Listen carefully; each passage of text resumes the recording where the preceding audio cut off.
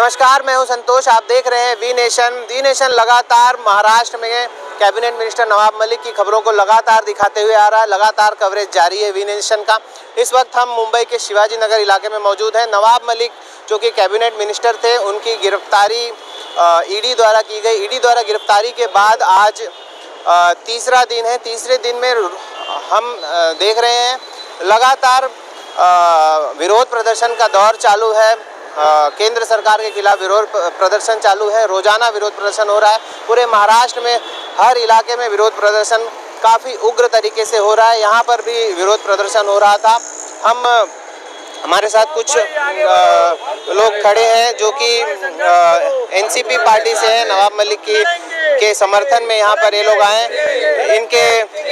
इनके टोपी पर देखिए बाकायदा लिखा हुआ है मी साहिबान सोबत, मतलब हिंदी में अगर इसे बताएं तो मैं साहब के साथ में हूं, यानी नवाब मलिक के समर्थन में पूरी तरह से लोग उतरे हुए हैं। आइए चलते हैं, हम बात करेंगे कि क्या इनके पूरे मुद्दे हैं और कैसे नवाब मलिक को ये सपोर्ट करने के लिए आए हैं, क्योंकि ईडी एक केंद्रीय एजेंसी, जांच एजेंसी है जिसके पास कुछ तो पुख्ता सबूत रहे होंगे जो वो नवाब मलिक को गिरफ्तार की है। क्या ऐसा ये कहना चाहते हैं, इनसे जानते हैं। आपका नाम क्या है? हम रविंद्र गुरव, वार्ड अध्यक्ष राष्ट्रवादी के। नवाब भाई एक ऐसे नेता है जो आम जनता को, आम पब्लिक को लेके चलते हैं, लेकिन इन्होंने इस 6 महीने में ईडी के खिलाफ अपना मोर्चा इतना सशक्त बना दिया है कि बीजेपी के पूरे पैर के नीचे की जमीन हिल चुकी है। और इस वजह से बीजेपी ने एक ईडी की तरफ से नवाब भाई को घेरने की कोशिश कर रहे हैं। आज मुंबई महानगर पालिका का इलेक्शन आने वाला है अगले 2 महीने में। इस वजह से ईडी नवाब भाई के पीछे लगी है, क्योंकि नवाब भाई ऐसा चेहरा है जो हिंदू मुस्लिम सभी जाति धर्म को साथ में लेके चलने वाले हैं। और इन्होंने इस भाई बीजेपी के खिलाफ एक अच्छा मोर्चा बना दिया है। इस मुंबई शहर में पूरी तरह से बीजेपी की हलचल पूरी तरह से हिल चुकी है। इस वजह से आज बीजेपी ने इस शिवसेना को, राष्ट्रवादी या महाविकास आघाड़ी को बांध के रखने के लिए नवाब भाई के खिलाफ ईडी की नोटिस लेके उनको अटक किया है। लेकिन नवाब भाई के साथ हम सभी कार्यकर्ता, सभी आम पब्लिक है, हम लड़ेंगे भी और जीतेंगे भी। ये थे, क्या नाम था आपका? रविंद्र गुरव। रविंद्र गुरव जी जो बता रहे थे कि नवाब मलिक के समर्थन में आए हुए हैं। आइए और एक जन से बात करते हैं। आपका नाम क्या है? मेरा नाम जितेंद्र गायकवाड़, मैं वार्ड अध्यक्ष हूँ राष्ट्रवादी कांग्रेस पार्टी का। क्या कहना चाहते हैं आप? मैं ये कहना चाहता हूँ कि देखो, पिछले महाराष्ट्र की जो सरकार बनी है महाविकास आघाड़ी, इस महाविकास आघाड़ी के जो शिलेदार है उसमें से नवाब मलिक ये प्रमुख नेता है हमारे। ये महाविकास आघाड़ी जो बनी, शिवसेना, कांग्रेस और राष्ट्रवादी की सरकार जो बनी है, इसमें अहम रोल जो है हमारे नवाब मलिक साहब का है। और बीजेपी जो है एक सुपारी लेकर काम करने वाली पार्टी है, ये आम जनता को सबको मालूम है।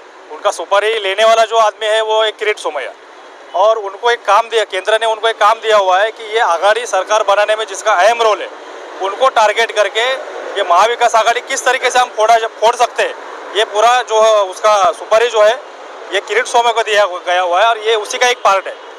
आज इनका सिर्फ इतना ही काम होता है कि किसी के ऊपर ब्लेम करना, आरोप करना, आरोप सिद्ध होने की उसमें कुछ गुंजाइश होती ही नहीं, लेकिन आरोप कर देना, लोगों के सामने वो प्रेजेंट करना। ये आईटी सेल जो है, मतलब बीजेपी की, ये इतनी स्ट्रांग है कि इनका सिर्फ इतना ही काम होता है। आपका आईटी सेल नहीं है, आप भी तो अपनी आईटी सेल बनाइए। हमारे आईटी सेल हमारी जनता है, हमारा ऐसा आईटी सेल वगैरह कुछ नहीं। हमारे आईटी सेल, हमारा काम जो है हमारी जनता जानती है और वही उनका प्रचार करते हैं। मतलब आप पूरी तरह से कहना चाहते हैं कि बदला लिया जा रहा है, एक हिसाब से लिया जा रहा है। ये सरकार जो बनी है उसमें से अहम नेताओं का टारगेट कर ये बदला लेने का काम ये केंद्र सरकार कर रही है। तो आज यहाँ पर क्या क्या हुआ? आप लोग कितने बजे से यहाँ पर आए थे? नवाब मलिक साहब को जब परसों के दिन उनको जब अटक हुई, हम सुबह से ही पार्टी ऑफिस में थे। ईडी के कार्यालय के बाजू में हमारा पार्टी ऑफिस है, हम लोग वहीं से निदर्शन वगैरह कर रहे हैं। कल भी हमारा अपना निदर्शन का प्रोग्राम हुआ। आज भी हमारे मानकोर शिवाजीनगर तालुका के तालुका अध्यक्ष और हमारे जो पदाधिकारी है आगे मुंबई के हैं, महाराष्ट्र के, उनके नेतृत्व में यहाँ पर इस मोर्चा का आयोजन किया गया। ये कब तक चलेगा? आप लोग क्या प्लानिंग क्या है आप लोगों की? ये तब तक चलेगा, अभी इनको मलिक साहब को जो है 8 दिन की उनको ईडी की कोठरी दी गई है, कस्टडी दी गई है। ये तब तक चलेगा जब तक उनको राहत मिलेगी, मतलब नवाब मलिक साहब को राहत मिलेगी नहीं, बरी होकर जब तक बाहर आते नहीं। ये हमारी ताकत है, ये महाविकास आघाड़ी की ताकत है और ये जनता की ताकत है। हम इनको दिखा के रहेंगे। ये आप लोगों ने ये टोपी बनाया हुआ है, क्या ये कौन ऐसा कंसेप्ट किसने बनाया था ये टोपी का? ये कंसेप्ट जो है हमारे सामान्य कार्यकर्ताओं से आता है, हम साहब के साथ में है, ये इसका एक स्लोगन है, हम साहब के साथ में। हमारे इसके पहले भी आपने देखा होगा पवार साहब के ऊपर सिर्फ ईडी के कार्यालय में, जो केंद्रीय कार्यालय, वहाँ सिर्फ बात निकली थी पवार साहब इतने निडर है, इतने सच्चे हैं और साफ छवि के हैं। वो खुद बोले कि अगर ईडी मेरे पास नहीं है मैं ईडी के पास जा रहा हूँ। ये तब से हमारा स्लोगन है। हमारे जितने भी एनसीपी के, हमारे राष्ट्रवादी परिवार के जितने भी हमारे नेता है, नेतागण है, वो हमारा परिवार है, हमारे बड़े हैं और वो सब हमारे साहब है, हम साहब के साथ में। मतलब आप लोग को पूरी तरह से यकीन है कि उनका दाऊद के साथ या मनी लॉन्ड्रिंग में किसी भी कोई संबंध नहीं।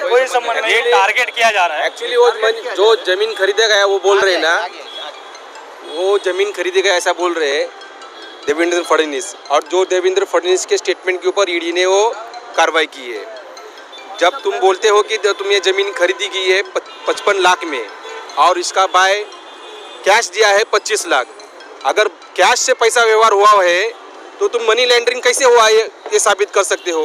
या तो तुम कैश दिया गया ये तो साबित करो, या तो मनी लॉन्ड्रिंग किया हुआ ये तो साबित करो। मनी लॉन्ड्रिंग केस जो है पीएमएलए जो एक्ट उन्होंने ईडी ने लगाया है, वो पीएमएलए एक्ट के तहत उनको कोई भी नहीं बैठते। हवाला का पैसा मतलब लेकिन इन्होंने क्या किया है, पीएमएलए कायदा इसलिए लगाया है कि वो पीएमएलए कायदे को जामीन नहीं है, जामीन जल्दी मिलता नहीं है, इसको अटक पूर्व भी जामीन नहीं मिलता है, वो वजह से उन्होंने वो कायदा लगाया है। और जो ये ज़मीन का खरीदी गई है ये 20 या 25 साल पहले की बात है, जब ये कायदा पीएमएलए कायदा वो टाइम पे लागू भी नहीं किया गया था। ईडी 1956 में ईडी की स्थापना हो गई है, लेकिन पीएमएलए कायदा कब बनाया गया है, ये कांग्रेस के ज़माने में बनाया गया है। कांग्रेस ने ये कायदे का कभी दुरुपयोग नहीं किया गया है। अगर वो चाहते थे, जब कांग्रेस के टाइम पे उन्होंने भी ऐसे भाजपा के कार्यकर्ता के ऊपर, नेता के ऊपर कार्रवाई कर सकते थे, लेकिन इन्होंने कुछ नहीं किया गया। ये भाजपा सरकार ये टाइम पे कर रही है ताकि अभी आज गए 5 राज्यों के इलेक्शन हो चुके हैं, अभी आने वाले चुनाव जो महानगर पालिका का चुनाव है, वो चुनाव के अंदर नवाब मलिक साहब का इसमें बहुत बड़ा रोल है। महाविकास आघाड़ी बनाने में नवाब मलिक साहब का, संजय राउत का, इनका बहुत बड़ा योगदान है। और ये योगदान के वजह से अगर तुम ये नेता की खच्चीकरण हो जाएगा तो ये महाविकास आघाड़ी कहाँ ना कहे तो बिगड़ जाएगी। और जब महाविकास आघाड़ी बिगड़ जाएगी तो यहाँ इन भाजपा वालों को, नरेंद्र मोदी को, फडणवीस को, इन लोग को यहाँ पे राष्ट्रपति राजवट लागू करने का वो सोच रहे, लेकिन ये कभी नहीं हो पाएगा। राजनीति हो रही है पूरी तरह से। या ये इससे ऐसा साबित हो चुका है कि आज के तारीख में, आज के दिन ही, आज आईटी वालों ने एक जादव जो स्थायी कमेटी का चेयरमैन है, उनके घर पे जाके उन्होंने रेड डाला है। इसका मतलब है तुमको खाली शिवसेना, राष्ट्रवादी या कांग्रेस यही दिखते हैं क्या? इसके पहले ही जो नेतागण भाजपा में जा चुके हैं, जैसे कि नारायण राणे है, हर्षवर्धन पाटिल है, हर्षवर्धन पाटिल ने तो पूरा स्टेटमेंट दे चुके हैं आम सभा में कि मैं जब से भाजपा में गया हूं तब से मुझे अच्छी नींद लगती है। इसका मतलब होता क्या है? जो तुम्हारे प्रवीण दरेकर है, इन्होंने मुंबई बैंक में बहुत सारा घोटाला किया है। तुम्हारे नारायण राणे ने बहुत सारा घोटाला किया, तभी तो जाके इन्होंने भाजपा में जाके प्रवेश लिया है ना। तो जब यही किरीट सोमिया नारायण राणे के खिलाफ बात कर चुके थे, उन्होंने कंप्लेंट भी दे चुके थे, लेकिन उनके ऊपर कोई एक्शन लिया गया नहीं है। देवेंद्र फडणवीस जो उनके बारे में भी कंप्लेंट दे चुके हैं, लेकिन उनके ऊपर कोई ईडी की कार्रवाई होती नहीं है। इनको खाली ईडी को खाली दिखता है तो वो है एनसीपी कार्यकर्ता, शिवसेना के कार्यकर्ता, यानी नेतागण, राष्ट्रवादी के नेतागण, शिवसेना के नेतागण, यही उनको दिखते हैं। इसके अलावा कुछ दिखता नहीं है। इसका साफ ऐसा दिखने में आता है कि ये पूरी राजनीति यहाँ पे चल रही है। ये राजनीति इसके लिए चल रही है कि आने वाला चुनाव महानगर पालिका का, जो महाविकास आघाड़ी साथ में मिलकर इलेक्शन लड़ने वाली है, और इसमें भाजपा का पूरा सपड़ा साफ हो जाएगा। अभी जो आने वाले गए हुए जो चुनाव उत्तर प्रदेश में, यहाँ में भी भाजपा का पूरा सपड़ा साफ होने ऐसे जैसे दिख रहे हैं। तभी तो इन्होंने कहा थे हलचल मचाने का काम ये लोग केंद्रीय जो यंत्रणा है उससे मार्फत, जहाँ पे ईडी है, जहाँ पे इनकम टैक्स है, कहाँ पे तुम्हारा सीबीआई है, लेकिन सीबीआई मतलब केंद्रीय एजेंसी है, उसका प्रयोग ये केंद्र शासित केंद्र जो है वहाँ से ये लोग कर रहे हैं। और नहीं नहीं नहीं, आप ये भी बताइए कि सिर्फ नवाब मलिक पर नहीं हुआ है ना, हाँ। अनिल देशमुख भी तो ईडी ने उनको अरेस्ट किया हुआ है ना, हाँ। तो क्यों ऐसा सिर्फ आ रहा है? कुछ ना कुछ तो निकल के आ रहा होगा, तभी तो गिरफ्तारियां हो रही है ना। नहीं, ये ऐसा है कि ये महाविकास आघाड़ी के जो नेतागण है, हम कब से यही बोल रहे हैं कि महाविकास आघाड़ी के नेतागण है, उनको कैसे नहीं, ये विरोधी पार्टी और महाविकास आघाड़ी की बात नहीं हो रही है, सबूत कुछ तो मिलता होगा ना, तभी तो कोर्ट उनको सबूत है। तो ये कोर्ट ने दोषी नहीं किया ना, उन्होंने आरोप किया, कोर्ट ने उनको दोषी ये मसला है, कोर्ट में चालू है, चाहे अनिल देशमुख का है या चाहे तुम्हारा नवाब मलिक साहब का है। लेकिन ये पीएमएलए कायदा जब लगाया जाएगा ना, पीएमएलए कायदा जब लगता है तो टाइम पे उसको बेल नहीं मिलती, उसके वजह से वो वहाँ पे वो केस गुना दाखिल हो जाता है। जो भी सही है या झूठ है इसका फैसला कोर्ट लेगी और कोर्ट जो है वो बता देगा। अगले 3 मार्च में नवाब मलिक साहब का केस है, तारीख है, वो तारीख को हमको पूरा यकीन है कि उनको बेल मिल जाएगी और वो यहाँ से रिहा हो जाएंगे। तब तक आप लोग का क्या प्लानिंग है? जब तक वो बाहर छुटते नहीं तब तक हम लड़ेंगे और जीतेंगे। ठीक है, ये थे मुंबई के लोग, एनसीपी के कार्यकर्ता, जो कि लड़ेंगे, जीतेंगे, झुकेंगे नहीं, यही बातें कर रहे हैं।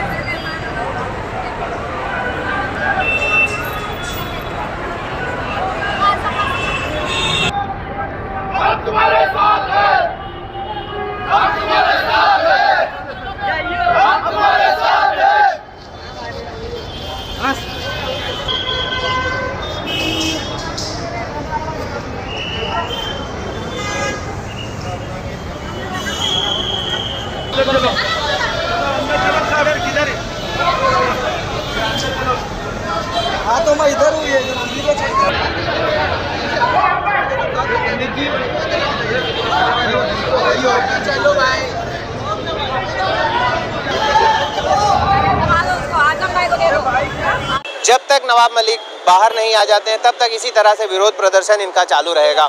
ताज़ा जानकारी और लेटेस्ट अपडेट के लिए देखते रहें V nation news. Santosh Pandey, Mumbai.